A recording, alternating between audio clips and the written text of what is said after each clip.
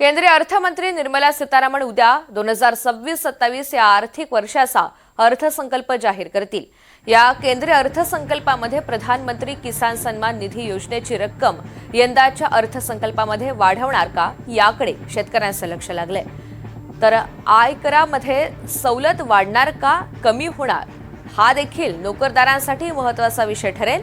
वाढती महागाई आणि शेतीचा वाढता खर्च यामुळे भारतामध्ये शेतकऱ्यांचं लक्ष केंद्रीय अर्थसंकल्पाकडे विशेष करून असेल। प्रधानमंत्री किसान सन्मान योजनेच्या हप्त्याकडे वाढ होणार का याकडे शेतकऱ्यांचं लक्ष लागलंय। पीएम किसान सन्मान निधी योजनेच्या शेतकऱ्यांना सध्या 6,000 रुपये मिळतात, ती रक्कम वाढवून 8,000 रुपये होते का याकडे विशेष लक्ष असेल। कृषी तज्ञांच्या मते लघु आणि छोट्या शेतकऱ्यांना 6,000 रुपयांच्या मदतीच्या जोरावर शेतीचा खर्च करणं अवघड होतंय। केंद्रीय अर्थमंत्री निर्मला सीतारामन या येत्या रविवारी देशाचा अर्थसंकल्प मांडणार आहे। 2026-27